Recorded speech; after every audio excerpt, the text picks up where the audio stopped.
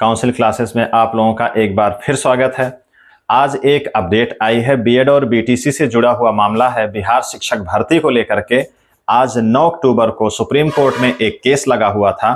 बिहार शिक्षक भर्ती का मामला था। मामला क्या था कि बिहार में जो शिक्षक भर्ती हुई थी जिसमें बीएड और बीटीसी दोनों अभ्यर्थी शामिल हुए थे, तो जब से एक आदेश आया है, ये 11 अगस्त 2023 का जो आदेश आया है अधिसूचना से संबंधित, सारे लोग अवगत होंगे, उसमें बीएड वालों को बाहर कर दिया गया है। तो उसी आदेश के क्रम में वहां पर एक उस आदेश से जुड़ा हुआ एक मसला था जिसमें वहां पर एक भर्ती पहले से गतिमान थी। जब आदेश आया तो वहां अब ये निर्णय नहीं हो पा रहा है कि बीएड वालों को उसमें शामिल किया जाए। जो रिजल्ट आना है शिक्षक भर्ती का उसमें शामिल किया जाए कि ना किया जाए, इसी पे वहां बिहार की सरकार फंसी हुई है। उसको लेकर के, उस मामले को लेकर के वो पटना हाई कोर्ट में गई थी, वहां से उसको रिलीफ नहीं मिला है, बीएड के पक्ष में गई थी वो। अब वही एक एसएलपी के माध्यम से कि बीएड वालों को शामिल किया जाए, बीएड वालों को लेकर के निर्णय निकाला जाए, मतलब जो रिजल्ट है शिक्षक भर्ती का वो बीएड और बीटीसी को साथ में लेकर के निकाला जाए। इसी से संबंधित एक केस एसएलपी के माध्यम से बिहार सरकार सुप्रीम कोर्ट गई थी, जिसकी सुनवाई आज 9 अक्टूबर को सुनिश्चित थी। उसका आदेश, उसका निर्णय आ चुका है। निर्णय जो भी है उस पर हम एक चर्चा करते हैं। आइए देखते हैं कि मामला क्या था। बिहार शिक्षक भर्ती का मामला था।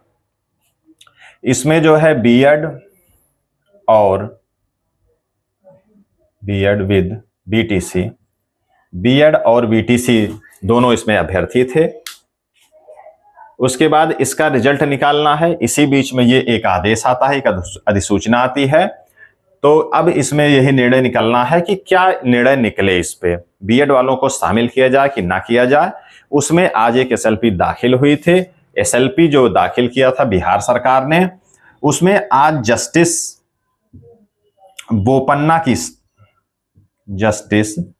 बोपन्ना सर की बेंच में ये एसएलपी आज लगी थी, ये केस लगा हुआ था। उस पर सुनवाई करते हुए उन्होंने ये कहा कि इस मामले पर इसके जो अधिसूचना 11 अगस्त की आई थी उस पे बीएड वाले लिए जाए कि ना लिए जाए, इस पे सब पे पूरी एक जो है पूरी जानकारी, पूरा एक बड़ा डिसीजन आ चुका है जस्टिस अनिरुद्ध बोस सर के बेंच से।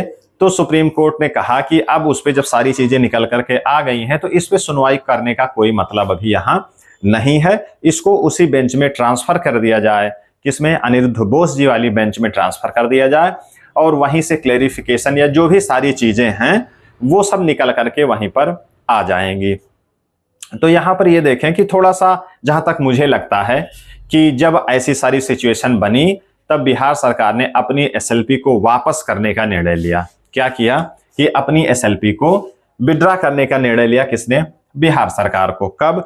जब अनिरुद्ध बोस जी की बेंच में उसको ट्रांसफर करने का निर्णय तत्कालीन बेंच ने लिया, बोपन्ना सर की बेंच ने लिया, तब इसने इसको विड्रॉ को, अपने एसएलपी को विड्रॉ करने का निर्णय लिया। अब इसके दो मायने हैं।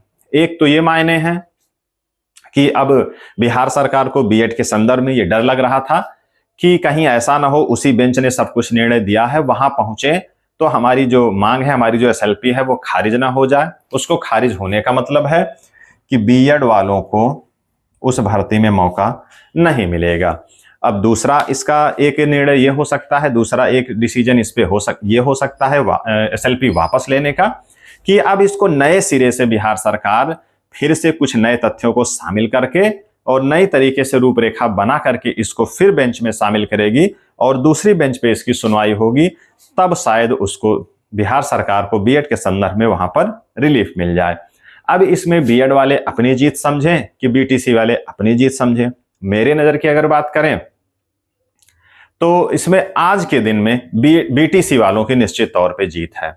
बीएड वालों की सुनवाई हो नहीं पाई, उनको अपनी एसएलपी लेके भागनी पड़ी, तो निश्चित तौर पे बीटीसी वाले ये समझें कि ये आज का दिन उनके पक्ष में बिल्कुल रहा। अगर बीटीसी वालों, बीएड वालों के संदर्भ में अगर देखा जाए तो एसएलपी या जो याचिका थी उसको खारिज नहीं किया गया है। अगर कोर्ट चाहती, सारे मैटर को सुन करके, देख करके चाहती तो खारिज कर देती, मामला यही खत्म हो जाता। लेकिन कुछ तथ्य अधूरे रह गए हैं या कुछ बात बननी बाकी है, या सबसे महत्वपूर्ण बात जो मैं अक्सर कहता हूं कि जहां का मामला है, अगर वहां की सरकार आपके साथ है, चाहे बीटीसी का मामला हो चाहे बीएड का मामला हो, जिसके साथ वो खड़ी होगी उसकी स्थिति ज्यादा मजबूत दिखेगी। यही स्थिति आज सुप्रीम कोर्ट में रही कि बीएड सरकार बीएड वालों के साथ खड़ी रही, इसलिए उनकी स्थिति वहां पर आज के दिन मजबूत रही। अगर सरकार ना होती तो निश्चित तौर पे याचिका खारिज हो जाती और बीएड वालों की जो भी अर्हता वैधता है वो वहीं पर समाप्त हो जाती। तो इसमें दो मायने हैं। बीटीसी वाले ये समझें कि उनको प्रथम दृष्टया जीत मिली है, बीएड वाले ये समझें कि उनकी याचिका खारिज नहीं हुई है, सरकार उनके साथ खड़ी है। एक नए सिरे से नए तथ्यों को समाहित करके दूसरी बेंच में फिर से सुनवाई होगी, हो सकता है उनको फिर से मौका मिले और भर्ती में उनका रिजल्ट आएगा वो बीएड और बीटीसी दोनों का साथ में आएगा। तो ये तो रही कि बीएड में बिहार शिक्षक भर्ती का मामला, जिसकी सुनवाई आज होनी थी, आज हुई। ये निर्णय रहा। अब जब नई एसएलपी नई याचिका पड़ेगी उसमें देखा जाएगा क्या होना है। बाकी और एक 13 तारीख को सुनवाई होनी है बीएड वालों के संदर्भ में सुप्रीम कोर्ट में ही। अब उसमें देखते हैं क्या होता है, क्या निर्णय निकलता है। अब इसी के संदर्भ में आता है कि अब 69,000 पर इसका क्या असर पड़ेगा। जो ये सुनवाई चल रही है तो इन पे क्या असर है, जो चारों तरफ गुत्थम गुत्था है तो इनकी स्थिति क्या है। तो 69,000 वाले निश्चित तौर पे सेफ हैं।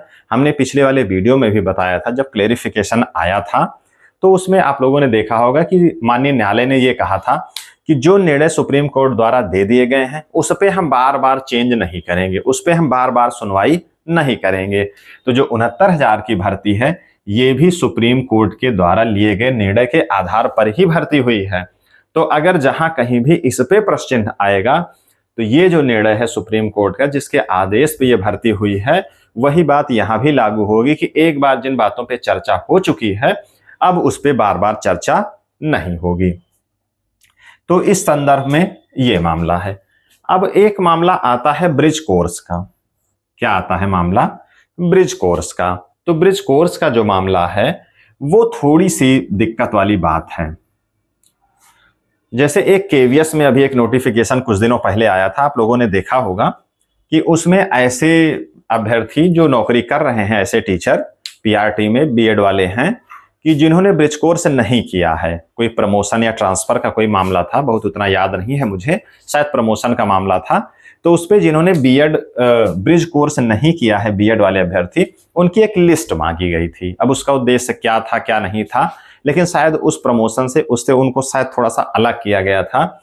अब ब्रिज कोर्स उनको करवाया जाएगा या क्या, कैसे मामला था, मतलब कि बार बार ये ब्रिज कोर्स वाला जिन्न जो है, जो अभ्यर्थी जो टीचर बन चुके हैं बीएड वाले प्राइमरी में, उनके लिए ये समस्या बार बार खड़ी होती रहेगी। फिलहाल ये मामला अभी एनसीटी ने कुछ क्लियर नहीं किया है। ये मामला एनसीटी और शासन का है, अभ्यर्थियों का नहीं है कि जो है ब्रिज कोर्स उनको खुद करना है। मामला शासन